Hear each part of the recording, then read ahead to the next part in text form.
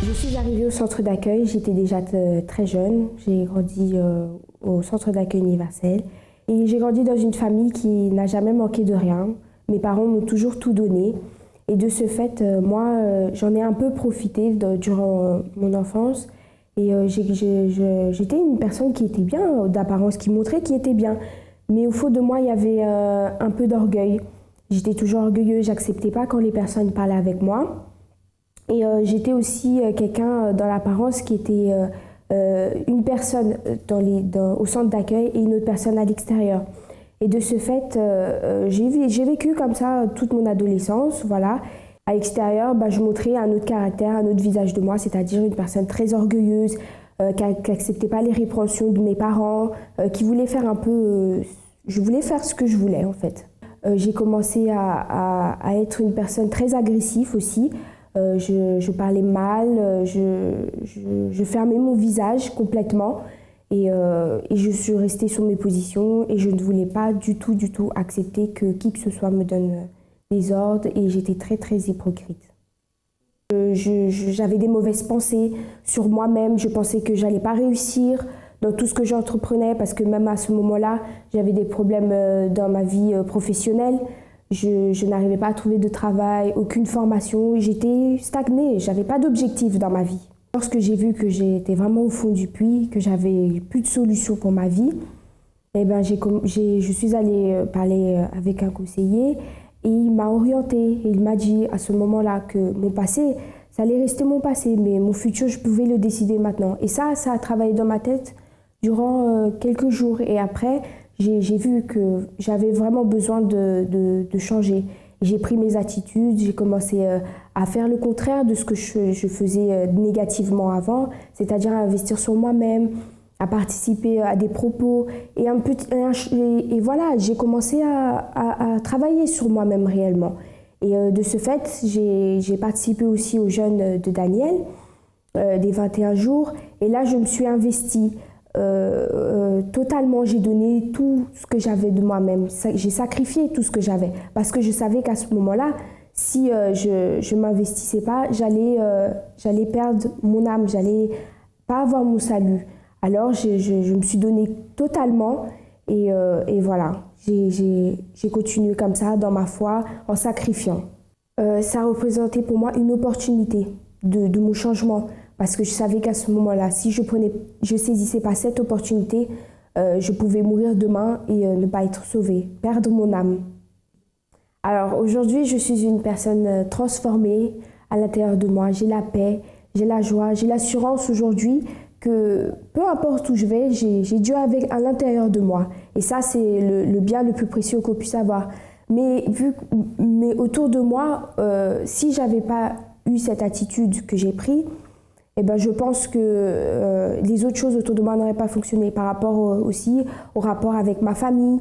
Aujourd'hui, moi et ma famille, on s'entend très bien, malgré que je ne vis plus avec eux, mais j'ai cette union avec eux, je parle avec eux, lorsque mes parents me disent quelque chose, j'écoute, je donne mon pour ma famille surtout. Et ma vie professionnelle qui était un échec, aujourd'hui, j'ai un très bon emploi. Je suis fière du travail que Dieu m'a donné. Et à travers même ce travail, je peux gagner beaucoup d'âme. Et à l'intérieur de moi, je suis plus cette personne orgueilleuse, hypocrite, qui vivait double apparence. Mais je suis quelqu'un aujourd'hui qui est très humble, qui accepte les répréhensions des gens. J'ai la paix, j'ai la joie et l'assurance que Dieu est avec moi et qu'aujourd'hui je suis une personne transformée. Et je crois aussi que je suis sauvée. Le centre d'accueil représente pour moi une école que tous les jours on apprend, tous les jours on doit s'investir pour évoluer et à la fin avoir notre diplôme qui est notre salut. Vous voyez que dans le cas de Kelly, elle a réussi à vaincre son passé, ce qui la tourmentait intérieurement. Peut-être des choses qui, pendant des années, elle voulait s'en débarrasser, mais elle n'avait pas les moyens, elle ne savait pas comment.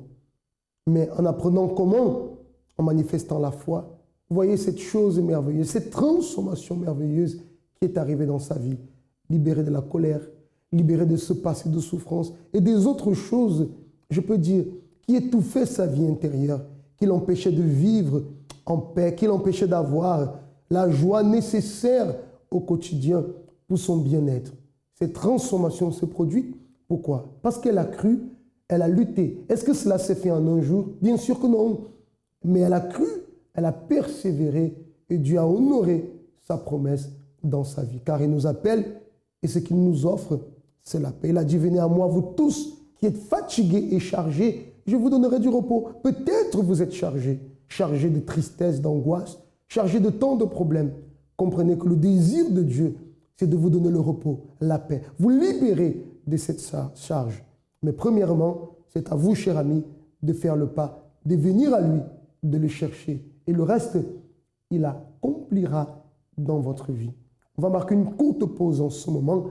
Et en revenant, on va se retrouver déjà avec l'histoire de Joséphina. Vous allez découvrir son histoire. Nous allons, comme d'habitude, aller en 3 parties. De comment était sa vie avant, ce qu'elle a fait et quel est le résultat de sa vie aujourd'hui. À tout de suite. Avant d'arriver au centre d'accueil, j'avais une vie complètement détruite, donc pas de sens, pas de goût. J'avais même pas de projet, je pensais même pas à l'avenir en fait. C'était une vie, malgré que j'avais déjà un enfant, un mari et une famille, en fait j'avais des parents qui s'en occupaient de moi, mais moi j'étais toujours pas heureuse, rien ne me comblait et j'avais toujours une envie de finir avec moi-même. Parce que quand j'essayais de demander à mon mari d'être à côté de moi, donc lui, il faisait comme il pouvait, mais moi, j'étais toujours pas heureuse. Pour moi, c'était pas suffisant. J'ai crié sur lui, on s'est disputé. Donc, je lui disais, de toute façon, on va plus rester ensemble. Au point qu'il lui disait même de prendre l'enfant et qu'on puisse donner à une famille d'accueil. Comme ça, chacun allait dans son côté. Et même avec mes parents, je les appelais pour parler avec eux, expliquer que je ne me sentais pas bien et tout ça. Mais ma mère aussi me donnait des conseils, mais pour moi, elle ne me comprenait pas. Donc, j'avais le sentiment d'être seule, que personne ne me comprenait, que personne ne voulait de moi, personne ne voulait vraiment être à côté de moi. C'est pour cela que j'avais envie de me suicider, justement. J'étais complètement vide, angoissée, et aussi j'étais très dominée par le complexe. J'étais une personne très, très complexée. Alors, les complexes, c'est justement, surtout quand je parle, je disais, ah, les gens ne vont pas me comprendre, de toute façon, ça ne sert à rien de parler. J'ai resté dans mon coin. Donc, quand les gens me parlaient, je ne répondais pas. Parce que je me disais en moi-même, si je dis, de toute façon, ils ne vont pas me comprendre. Donc, ça, c'est un complexe qui me dominait beaucoup. Et aussi, j'étais très complexée pour aller vers les gens. J'avais cette peur qui me dominait. Et même après, au fil du temps, même pour trouver un travail ou pour parler avec des gens, dès que j'allais dans leur réunion de recrutement, dès que je vois les autres candidats, je me disais non, moi je ne suis pas capable. Je partais, je faisais demi-tour.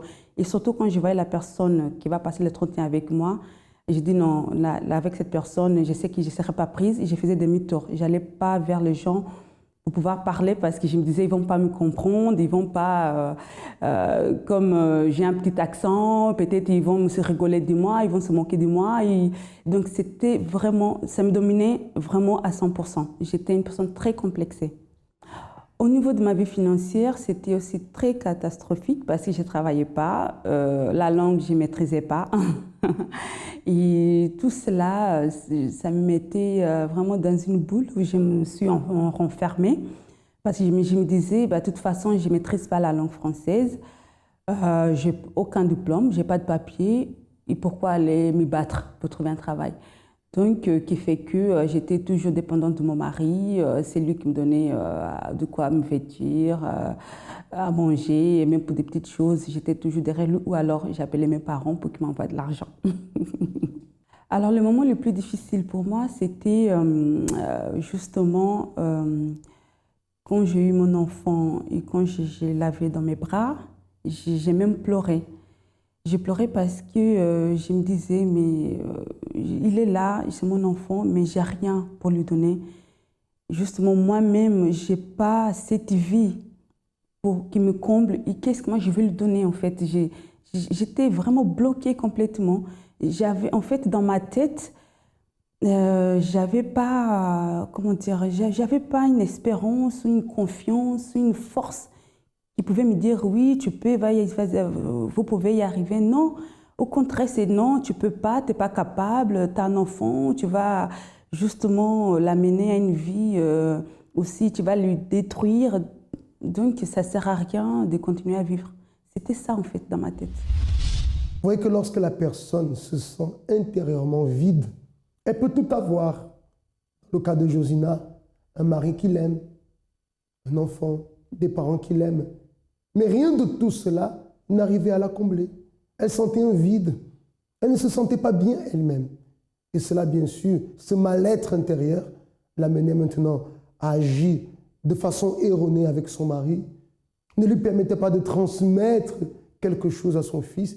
Et ce qui était pour elle quelque chose de très frustrant dépendait financièrement de son mari. Ça veut dire, elle vivait une vie où elle n'avait pas de projet, où elle-même en elle-même n'était pas bien. Elle n'avait pas de perspectives positives pour son avenir. C'est dans ce cas qu'elle a connu le travail du centre d'accueil. Pourquoi? Parce qu'une vie chaos, une vie anéantie, bien qu'elle soit mariée, mais anéantie intérieurement.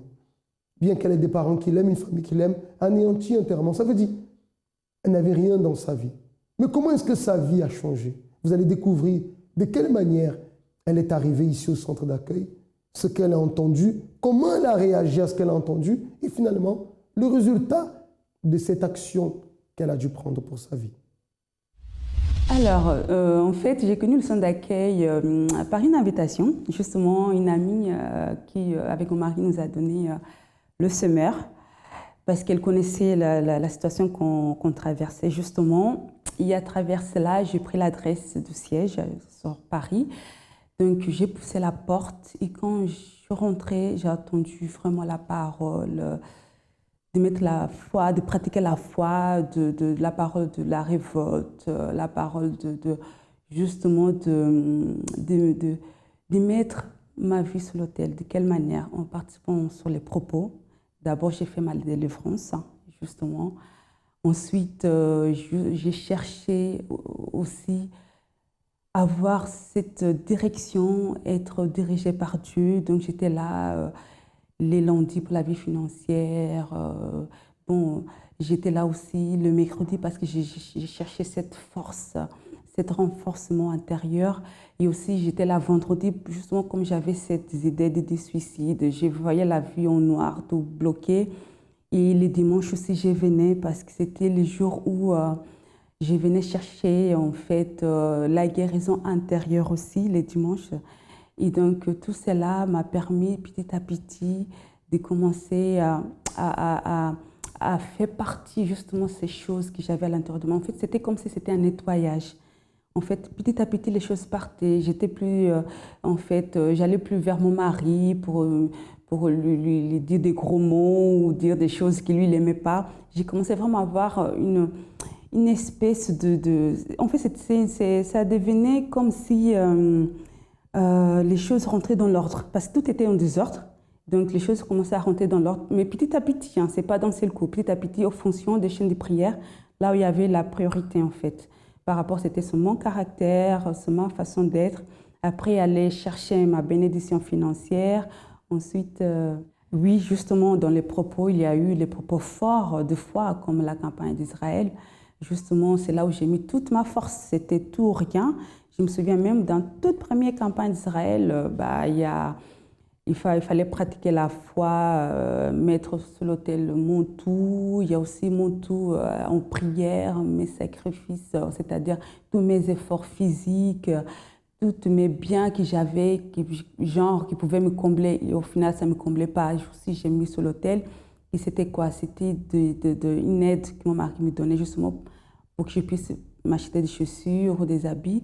Moi, j'ai déterminé, j'allais même à l'église avec des chaussures trouées parce que je me souviens, c'était en fin d'année, en hiver, il faisait froid. J'ai dit non, ça, je vais déposer sur l'autel. Je préfère vraiment aller à l'église pieds nus, mais je vais voir cette vie. Ça doit changer, il ne faut plus que ça continue comme ça. Donc voilà, et petit à petit, justement, Dieu m'a donné encore la force, justement, de venir deux fois dans la journée, vraiment parce que j'étais révoltée, je ne pouvais plus supporter ça. Au lieu de rester à la maison triste, angoissée, complexée. Non, je venais à l'église justement pour recevoir cette force, cette direction, justement mettre de l'ordre justement dans ma vie, parce que ma vie elle était en désordre total. Alors la campagne d'Israël pour moi c'est, comment dire, vraiment c'est plus qu'une porte, mais c'est vraiment plus qu'une opportunité. C'est vraiment une manière de dire, mon Dieu, me voici, mon Dieu, voilà ma vie comme elle est, il faut qu'elle change. Dieu me demande c'est ce que moi je dois faire. J'ai fait ma part, comme le Saint-Esprit, comme l'Esprit, il dit, il m'a guidé de le faire. Le pasteur, il est là devant, mais c'est l'Esprit aussi qui dit, il faut faire comme ça, comme c'est écrit selon la parole. Et moi, j'ai mis en pratique, justement. Moi, je ne cherchais même pas à savoir comment c'est, parce que de toute façon, à l'époque, je ne comprenais pas.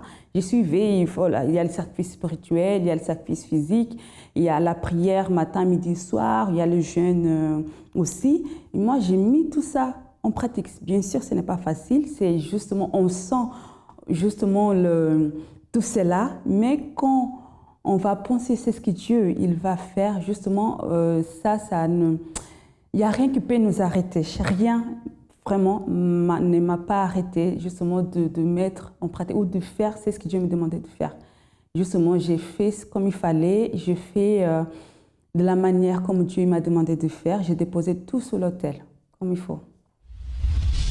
D'après ses dires, en arrivant au centre d'accueil invité par une amie, la parole qu'elle écoutait a commencé à lui donner force. Ça veut dire dans son intérieur, quelque chose a commencé à se produire.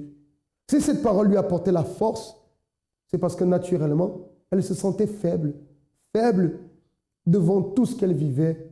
Faible devant ce mal-être intérieur. Et peut-être, vous êtes dans ce cas. Vous vous sentez faible. Vous voulez réagir. Vous voulez prendre votre vie en main. Vous voulez que la situation change. Mais vous vous sentez faible.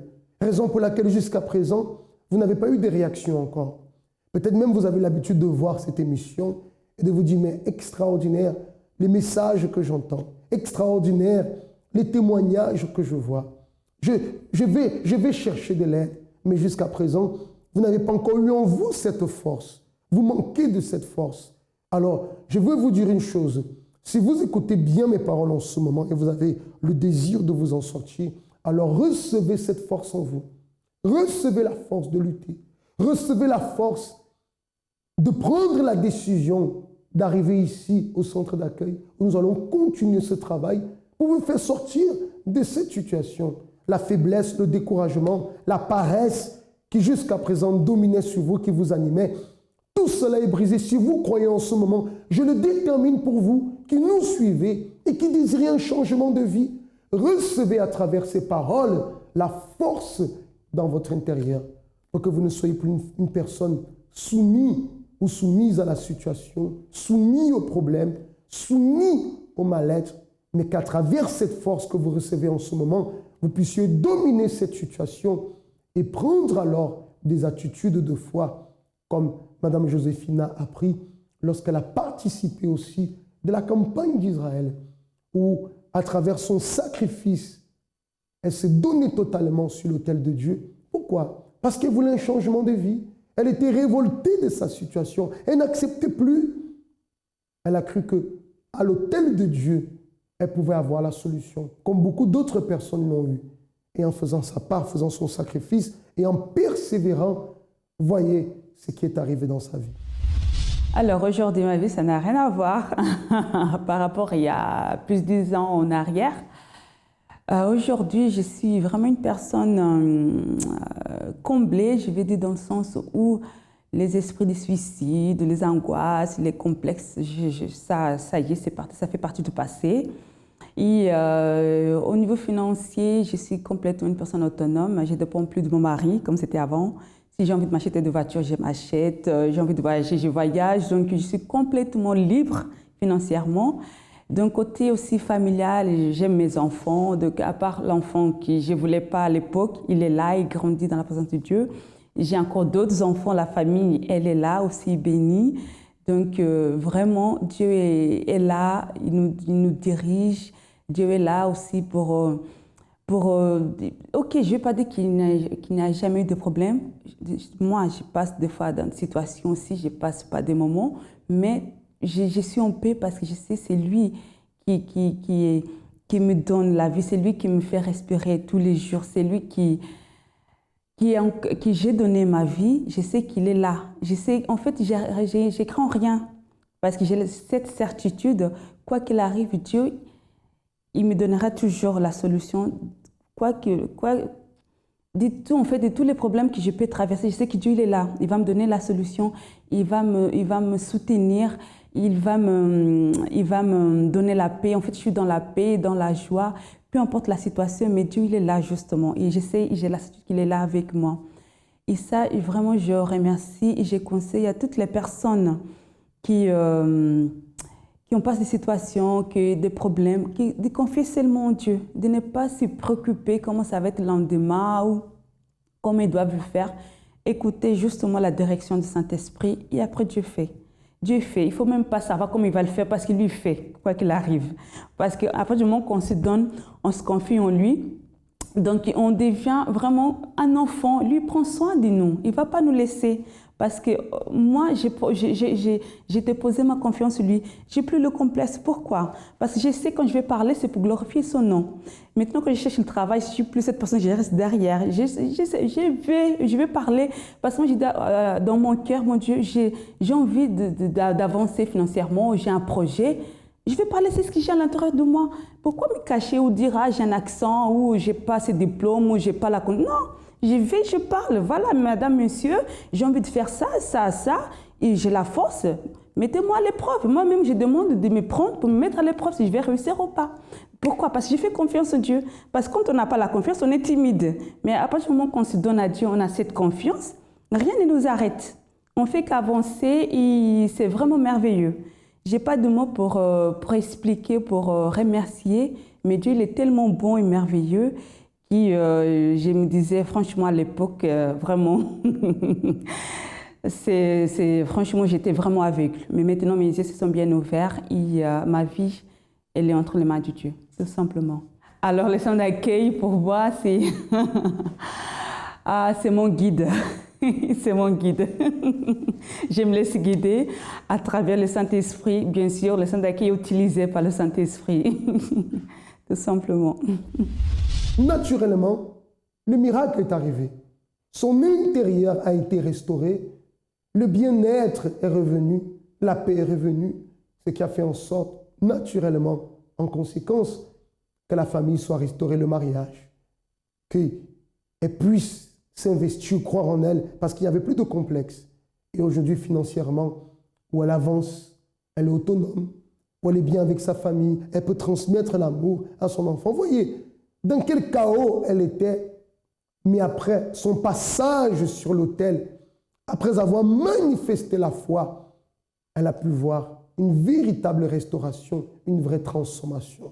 Nous sommes en ce moment en train de vivre au centre d'accueil, ce moment de foi intense, qui est la campagne d'Israël, où tous les révoltés, quand je parle de révoltés, je parle de tous ceux qui regardent leur vie, qui considèrent leur vie et qui n'acceptent plus la vie qu'elles sont en train de vivre, qui n'acceptent plus d'être dominés par la maladie, dominés par des problèmes familiaux qui les détruisent, dominés par la misère, dominés par un mal spirituel, dominés par la tristesse, dominés par les blocages, enfin, dominés par quelque chose de négatif qui empêche votre vie d'avancer.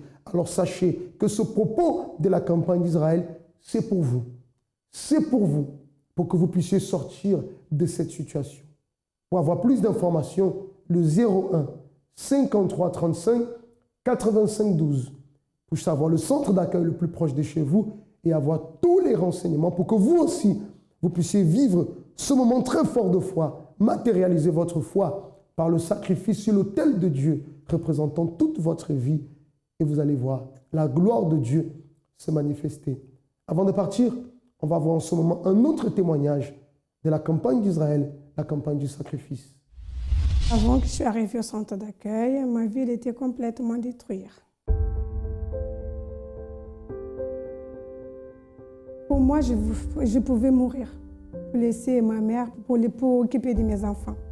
Parce que je voulais divorcer, je voulais débarrasser de mon mari. C'était complètement détruit. Même mes enfants, faisaient des histoires, le bagarre. J'avais 2 garçons jumeaux. C'était complètement détruit. Et mon mari prenait l'argent partout. Et puis, après tout le temps, la banque m'appelle. Et puis, elle est laissée de justice aussi qui nous menace. Et la banque m'appelle, m'a dit, si vous ne remboursez pas l'argent, on va chez vous. J'ai dit, mais monsieur, je ne sais même pas de quoi que vous parlez parce que moi, je n'ai jamais joué. Oui, mais madame, vous êtes mariée et c'est vous les 2 responsables. Si vous ne payez pas cette dette, on va chez vous, on prend tout, même votre maison, on va licencier.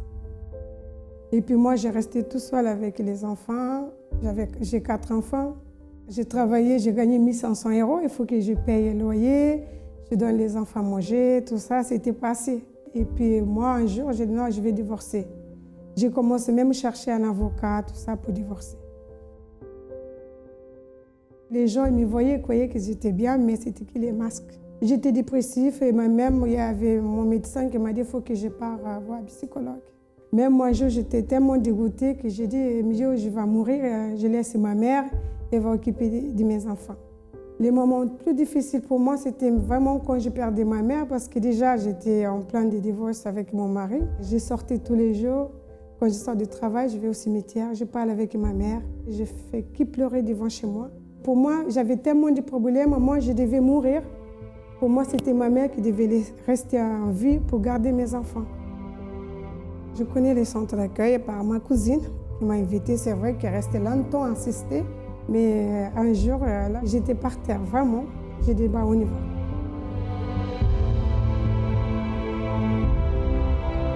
Quand je suis arrivée, j'ai entendu le pasteur parler de campagne d'Israël. Et puis après, j'ai participé. Pour moi, les campagnes d'Israël, il n'y a que de bonnes choses là-dedans. C'est campagne d'Israël qui a changé ma vie aujourd'hui.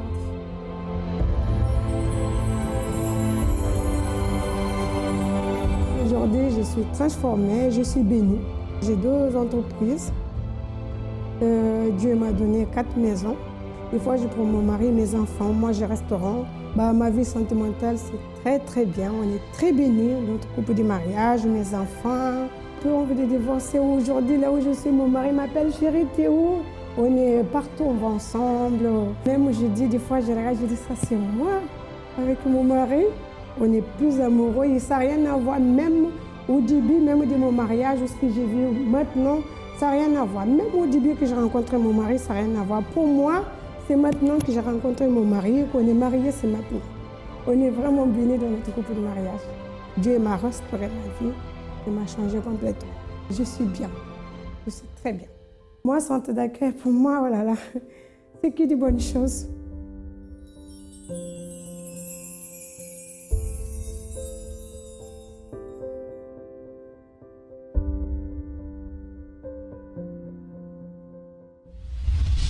Voilà, très chers amis, sur ce témoignage, je vous dis de garder la foi, de persévérer.